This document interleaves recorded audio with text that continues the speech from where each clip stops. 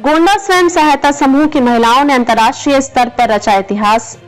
CM योगी ने Amazon India से MOU sign कर अर्गा ब्रांड को किया ऑनलाइन लॉन्च। राष्ट्रीय सरयू नहर परियोजना से जोड़ने की घोषणा। कहा, टिकरी जंगल ओपन सफारी बनने पर कनेक्टिविटी की जिम्मेदारी उठाएगी यूपी सरकार। कहते हैं कि नारी शक्ति स्वरूपा होती है और अगर वह कुछ ठान ले या कुछ करने की ठान ले तो उसे कर दिखाती है। जी हां, आज गोंडा की महिलाओं ने स्वयं सहायता की समूह से अंतर्राष्ट्रीय स्तर पर एक इतिहास रचा है और गोंडा जिले का नाम रोशन किया है। अंतर्राष्ट्रीय वेटलैंड दिवस कार्यक्रम में पहुंचे सीएम योगी आदित्यनाथ ने महिला स्वयं सहायता समूह द्वारा बनाए गए अर्गा ब्रांड की अमेजॉन इंडिया के एमओयू साइन करके अमेजॉन सहेली पोर्टल पर ऑनलाइन लॉन्चिंग की है और अब अर्गा ब्रांड के प्रोडक्ट भी भारत ही नहीं बल्कि देश विदेश के लोग भी खरीद सकेंगे। सीएम योगी आदित्यनाथ ने पार्वती अर्गा पक्षी विहार में कई देशों से आए साइबेरियन पक्षियों का भी अवलोकन कर पर्यावरण और जिला प्रशासन द्वारा लगाए गए स्टॉलों का भी निरीक्षण किया है। सीएम योगी आदित्यनाथ ने अपने संबोधन के दौरान बड़ा बयान देते हुए कहा कि इस पार्वती अर्घ झील को हम लोग राष्ट्रीय सरयू नहर परियोजना से जोड़ने के लिए कदम उठा रहे हैं और उसे हर पर प्रभावी पर भी करने की आवश्यकता है। जल्द ही हम लोग इसको राष्ट्रीय सरयू नहर परियोजना से जोड़ेंगे। यहाँ पर टिकरी जंगल को ओपन सफारी के रूप में विकसित करने का एक प्रयास चल रहा है। कनेक्टिविटी देने की जिम्मेदारी उत्तर प्रदेश सरकार उठाएगी और ओपन सफारी यहाँ बनने से पूरा अवध क्षेत्र एक टूरिज्म के रूप में विकसित होगा। गोंडा जब टूरिज्म के रूप में विकसित होगा तो अयोध्या जो लोग दर्शन करने के लिए आएंगे और यहाँ पर भी आएंगे और यहाँ अच्छे स्थानीय लोगों को रोजगार का एक संसाधन भी मिल जाएगा। मैं अक्सर यहाँ से होकर के जाता था, लेकिन पहली बार मैं यहाँ पर आया हूँ। यह एरिया काफी लंबा है और यहाँ पर काफी किलोमीटर की दूरी तय करके साइबेरियन पक्षी आते हैं। यहाँ पर सर्द के मौसम में रहते हैं, जैसे ही गर्मी शुरू होती है यहाँ से चले जाते हैं। गोंडा अब वो गोंडा नहीं रहा जो स्वच्छता का सर्वेक्षण आने पर सबसे गंदा शहर हुआ करता था। अब वह गोंडा विकसित गोंडा, शिक्षित गोंडा और विकासशील गोंडा के रूप में विकसित हो रहा है। यहाँ से अयोध्या मात्र 20 किलोमीटर की दूरी पर है और इसको पर्यटन के रूप में भी विकसित करने का प्रयास उत्तर प्रदेश सरकार और केंद्र सरकार द्वारा किया जा रहा है। जल्द ही इसे पर्यटन के रूप में विकसित किया जाएगा। आज गोंडा के लिए एक ऐतिहासिक दिन है कि इस पार्वती अर्गा पक्षी विहार झील को अंतर्राष्ट्रीय मान्यता दिलाने के लिए यहाँ पर कार्यक्रम आयोजित किया जाए और इस पार्वती अर्गा पक्षी विहार को आज अंतर्राष्ट्रीय मान्यता भी मिल गई है। बीते 80 वर्षों के अंदर हम लोगों ने 2 करोड़ 10 लाख पौधरोपण किया है। 70% पौधे हमारे सुरक्षित हैं। कई जगहों पर तो जंगल का रूप भी ले चुके हैं। आज का दिन जनपद गोंडा के लिए बहुत महत्वपूर्ण दिन है, जब यहाँ की एक प्राकृतिक झील को एक अंतर्राष्ट्रीय मान्यता प्राप्त कराने के उद्देश्य से वर्ल्ड वेटलैंड्स डे के अवसर पर यह कार्यक्रम यहां आयोजित है। अर्गा और पार्वती नाम की 2 प्राकृतिक झील, यह वास्तव में प्रकृति की मूल स्वरूप की ओर हम सबका ध्यान आकर्षित करती है और इतना बड़ा इसका एरिया है। मुझे पहली बार यहां पे आने का अवसर प्राप्त हुआ है क्योंकि मैं अक्सर इधर से होकर के गुजरता तो था, लेकिन मुझे लगता है कि भारत की उस विरासत की प्रतीक है जो यहां पे घाघरा और सरयू नदी के कारण सैकड़ों वर्ष पहले जो एक प्राकृतिक झील बनी, उस झील का स्वरूप आज भी उस रूप में यहां पर मौजूद है। वह हम सब के लिए अत्यंत महत्वपूर्ण है और इस कार्यक्रम को यहां पर आयोजित करने के लिए माननीय प्रधानमंत्री जी का, केंद्रीय पर्यावरण और वन मंत्री के रूप में यहाँ के लोकप्रिय सांसद को हृदय से धन्यवाद देता हूं कि उन्होंने इस कार्यक्रम को यहां पर आयोजित करके उसको एक मान्यता प्रदान करने का काम किया है। और इसीलिए इस मूल स्वरूप के बारे में ही अथर्ववेद ने कहा, माता भूमि पुत्रोहम पृथिव्या, कि धरती हमारी माता है क्योंकि हमें जीने के लिए उस प्रकार की पारिस्थितिकी तंत्र को विकसित करने में मदद करती है और हम सब इसके पुत्र हैं। तो एक पुत्र के रूप में हमारा दायित्व क्या है? एक पुत्र का दायित्व होता है अपनी मां का संरक्षण करें, उसकी सुरक्षा करें और उस दिशा में एक बेहतर प्रयास करें। अक्सर होता है कि इस प्रकार की जो भी साइट होती है उस अतिक्रमण की चपेट में आती है, बेतरतीब वहां पे निर्माण कार्य होने लगता है और उससे वहां पर जो पारिस्थितिकी तंत्र है वह प्रभावित होता है। आज इसका दुष्परिणाम तमाम वेटलैंड्स भुगत रही है। बहुत सारे जीव और जंतु की प्रजातियां इसके कारण नष्ट होती हैं और दुनिया का ध्यान इस ओर आकर्षित किया गया था। और हमें बताते हुए प्रसन्नता है कि आज आदरणीय प्रधानमंत्री जी की प्रेरणा से, यानी देश की आजादी के बाद 65 वर्षों में मात्र 23 रामसर साइट तैयार हुए थे, यानी वेटलैंड साइट को चिन्हित किया गया था जिन्हें मान्यता मिली थी। और पिछले 10 वर्ष में देश के अंदर 63 नई साइट को इसके लिए चिन्हित किया गया। यानी हमें अपने पारिस्थितिकी तंत्र को बचाने के लिए, भारत को समग्र विकास की दिशा में अग्रसर करने के लिए आज प्रधानमंत्री मोदी जी कितने आग्रही हैं, वह इसी से आप अंदाजा लगा सकते हैं। इस 65 वर्षों में हम लोगों ने लक्ष्य प्राप्त किया मात्र 23 का, और पिछले 10 वर्ष में हमने उस 23 साइट को बढ़ा करके आज 89 साइट तक पहुंचाने में सफलता प्राप्त की है। आज का दिन जनपद गोंडा के लिए बहुत महत्वपूर्ण दिन है,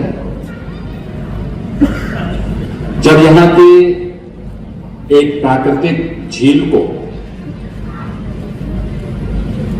एक अंतर्राष्ट्रीय मान्यता प्राप्त कराने के उद्देश्य से वर्ल्ड वेटलैंड्स डे के अवसर पर यह कार्यक्रम यहां आयोजित है।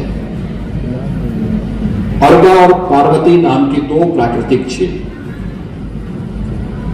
ये वास्तव में प्रकृति की मूल स्वरूप की ओर हम सबका ध्यान आकर्षित करती है। और कितना बड़ा इसका एरिया है, मुझे पहली बार यहां पे आने का अवसर प्राप्त हुआ है, क्योंकि मैं अक्सर इधर से होकर के गुजरता तो था, लेकिन मुझे लगता है कि भारत की उस विरासत की प्रतीक है जो यहां पे घाघरा और सरयू नदी के कारण सैकड़ों वर्ष पहले जो एक प्राकृतिक झील बनी, उस झील का स्वरूप आज भी उस रूप में यहां पर मौजूद है। वह हम सब के लिए अत्यंत महत्वपूर्ण है। और इस कार्यक्रम को यहां पर आयोजित करने के लिए आदरणीय प्रधानमंत्री जी का, केंद्रीय पर्यावरण और वन मंत्री के रूप में यहाँ के लोकप्रिय सांसद को हृदय से धन्यवाद देता हूं कि उन्होंने इस कार्यक्रम को यहां पर आयोजित करके उसको मान्यता प्रदान करने का काम किया है।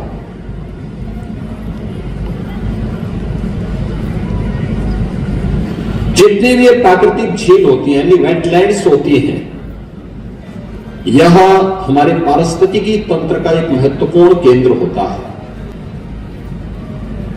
यह भूजल संरक्षण के लिए, सिंचाई और पेयजल की उपलब्धता, बाढ़ और सूखे पर नियंत्रण,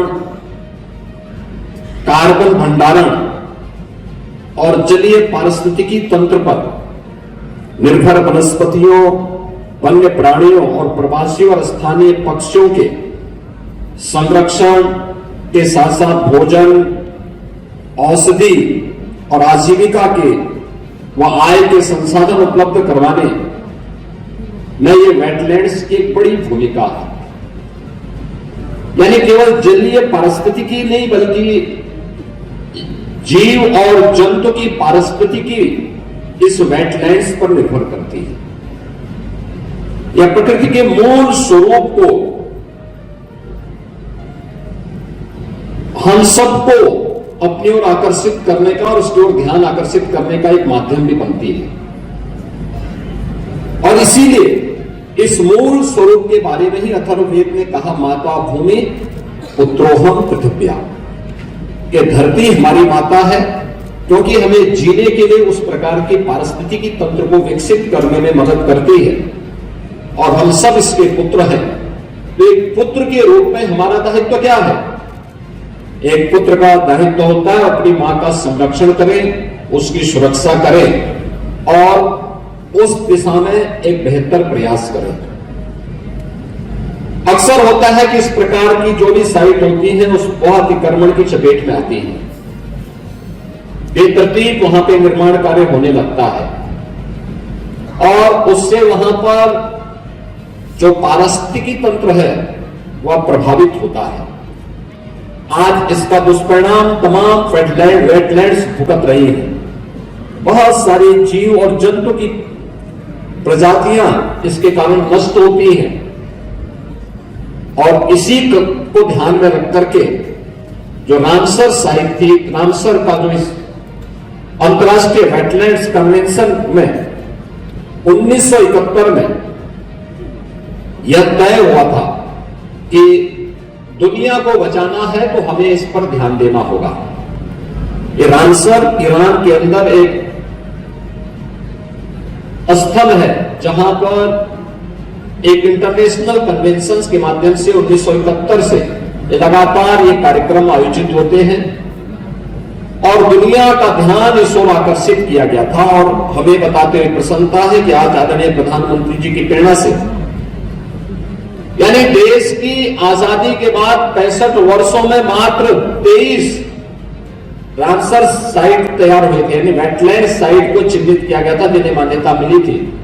और पिछले 10 वर्ष में देश के अंदर 63 नई साइट को इसके लिए चिन्हित किया गया। यानी हमें अपने पारिस्थितिकी तंत्र को बचाने के लिए, भारत को समग्र विकास की दिशा में अग्रसर करने के लिए आज प्रधानमंत्री मोदी जी कितने आग्रही हैं, वह इसी से आप अंदाजा लगा सकते हैं कि 65 वर्षों में हम लोगों ने लक्ष्य प्राप्त किया मात्र 23 का, और पिछले 10 वर्ष में हमने उस 23 साइट को बढ़ा करके आज 89 साइट तक पहुंचाने में सफलता प्राप्त की है। अकेले उत्तर प्रदेश के अंदर आप देखेंगे बहुत सारे ऐसे साइट हैं। उसके संरक्षण की दिशा में भी प्रयास हमें निरंतर करने पड़ेंगे। उस दिशा में एक नई शुरुआत होनी चाहिए। बहुत सारी जगह हम लोगों ने चिन्हित करके भी दिए हैं और मुझे अच्छा लगा कि यह कार्यक्रम उस दिशा में एक नया प्रयास प्रारंभ, इसके माध्यम से हम प्रारंभ करने में सफल होंगे। अगर यह वेटलैंड्स की दृष्टि से, अगर हमने इसको टूरिज्म की दृष्टि से विकसित किया, मैं भी देख रहा था वहां से कि कैसे कितने प्रकार की चिड़िया यहां पर बैठी हुई है। और याद रखना, ये यहां की स्थानीय भी है और प्रवासी भी है। कुछ पक्षियां तो ऐसी हैं जो हजारों किलोमीटर की दूरी तय करते हुए यहां पर आई हुई है, और फिर जैसे यहां थोड़ी सी गर्मी बढ़ेगी फिर ये यहां से वापस अपने देश की ओर जाने लग जाएंगे। ये अपने साथ वहां की स्मृतियों को भी लेके आते हैं, वहां की परिस्थितियों को भी हमें अवगत कराने के लिए ये प्रेरित करती है। और याद करिए, जो एक छोटी सी पक्षी है कितने हजार किलोमीटर की दूरी तय करते हुए अपने आप आती है, हर बार आती है। ऐसा नहीं कि कभी वह गैप हो जाए, हर बार आती है फिर अपने समय पे वापस भी चली जाती है। यहां के स्थानीय स्तर पर ढेर सारे रोजगार सृजन का एक माध्यम बनता है। याद रखना, टूरिज्म अपने आप में एक बहुत बड़ा माध्यम है अर्थव्यवस्था को सुदृढ़ करने का, रोजगार के सृजन का, और लोगों को अपनी साइट के बारे में, चाहे वह इको टूरिज्म का हो, चाहे वह हेरिटेज का हो, और चाहे वह स्पिरिचुअल टूरिज्म का हो, ढेर सारे रोजगार के सृजन का वो माध्यम बनता है। याद करिए, अयोध्या धाम तो यहां से मात्र 20 किलोमीटर की दूरी पर है, और 20 किलोमीटर की दूरी अयोध्या धाम की है। हम लोगों ने थोड़ा सा वहां पे ध्यान दिया, कनेक्टिविटी वहां की ठीक कर दी, थोड़ी सुविधाएं वहां बढ़ाई। 2016 में अयोध्या धाम में मात्र 2,35,000 श्रद्धालु या टूरिस्ट आया था, और 2024 में इनकी संख्या बढ़कर के हो गई है 16 करोड़ 11 लाख। आप अनुमान करिए, क्या 2,35,000 में और 16 करोड़ 11 लाख में कोई अंतर ही नहीं है क्या? इससे वहां पे रोजगार की सृजन बढ़े हैं, कोई गाइड के रूप में, कोई रेस्टोरेंट के रूप में, कोई टैक्सी के रूप में, कोई होटल चला रहा है, किसी ने वहां पर होम स्टे प्रारंभ किया है, किसी ने वहां पे टेंट सिटी प्रारंभ कर दी है, कोई फूल पत्ती और अपने व्यवसाय के साथ जुड़ गया है। अलग अलग प्रकार के कार्य, अलग अलग प्रकार के लोगों को वहां पे प्रारंभ हुए हैं। और आज हम लोगों ने देखा कि यहां पर अर्गा पार्वती इस वेटलैंड्स में यहां के आसपास के गांव और गांवों को भी उसके साथ जोड़ने के लिए जो प्रयास जिला प्रशासन ने किया है, महिला स्वयंसेवी समूह को प्रोत्साहित करते हुए यहां पर अमेजन के साथ मिलकर के उनके प्रोडक्ट को ऑनलाइन सेल किया जा सके। ये प्रोडक्ट अपना देंगे, अच्छी पैकेजिंग। अब तक होता क्या था, प्रोडक्ट तो हमारे लोग अच्छा बना लेते थे, लेकिन हमें मार्केटिंग समस्या थी और पैकेजिंग की भी एक समस्या थी। अब पैकेजिंग के लिए भी उनको तैयार कर दिया गया, अच्छी पैकिंग हो रही है, और मार्केटिंग के लिए इस प्रकार की संस्थाएं आपके बीच आ रही हैं, उसको मान्यता मिलेगी, लोग प्रोडक्ट के पीछे जाएंगे, लोगों को भी यहां के स्थानीय स्थितियों के बारे में जानकारी मिलेगी। महिला स्वयंसेवी समूह एक बहुत बड़ा काम कर सकती है आत्मनिर्भरता की दिशा में, जो प्रधानमंत्री जी बार बार जिसकी ओर ध्यान आकर्षित करते हैं कि वोकल फॉर लोकल। आत्मनिर्भरता का लक्ष्य हम तब प्राप्त करेंगे जब स्थानीय स्तर पर लोग उन चीजों के बारे में बोलना प्रारंभ करेंगे, उसको देखना प्रारंभ करेंगे, उसकी खरीदारी करना प्रारंभ करेंगे। याद करिए, आज से 5 साल 7 साल पहले तक कोई पर्व त्योहार आता था, कोई आयोजन आपके घरों में होता था, तो आप क्या खरीदारी करते थे? आप चीन से के किसी प्रोडक्ट को खरीद करके गिफ्ट के रूप में देते थे। आज मैं देखता हूं, कोई पर्व त्योहार आता है, कोई आयोजन आता है, किसी को जन्मदिन का हो या किसी अन्य मानविक आयोजन के अवसर पर कोई गिफ्ट देना हो, तो लोग वन डिस्ट्रिक्ट वन प्रोडक्ट का ही कोई एक पैकिंग खरीदते हैं और उसी को गिफ्ट में देते हैं। परिणाम क्या है? एक हमारे स्थानीय हस्तशिल्पी और कारीगर को उसका लाभ होता है, लोकल मार्केट सुदृढ़ होती है, ढेर सारे लोगों को रोजगार का माध्यम उसके माध्यम से प्राप्त होता है, और ये महिला स्वयंसेवी समूह के माध्यम से भी जो कार्य ये आगे बढ़ रहा है, ये यहां पर उन्हें आत्मनिर्भरता की ओर अग्रसर करेंगे। और आत्मनिर्भरता का लक्ष्य अगर प्रत्येक ग्राम पंचायत के माध्यम से हम आगे बढ़ा लेंगे, तो मेरा यह मानना है कि जो हम लोगों ने प्रधानमंत्री मोदी जी के विजन के अनुरूप उत्तर प्रदेश की इकोनॉमी को $1 ट्रिलियन की इकोनॉमी बनाने के लक्ष्य की दिशा में कदम बढ़ाए हैं, बहुत दूर नहीं, अगले 3 से 4 वर्ष के अंदर हम इस लक्ष्य को प्राप्त करने में सफल हो जाएंगे। हमें ग्राम पंचायत को आत्मनिर्भर बनाना पड़ेगा, हमें प्रत्येक परिवार को आत्मनिर्भर बनाना पड़ेगा, और उस दिशा में एक नए प्रयास जो प्रारंभ हुए हैं, टिकरी जंगल को यहां पर ओपन सफारी के रूप में विकसित करना, एक टूरिज्म के एक बहुत बड़े इको टूरिज्म के बहुत बड़े केंद्र के रूप में इस पूरे कमिश्नरी को और अवध क्षेत्र को विकसित करने का, पूरे क्षेत्र को।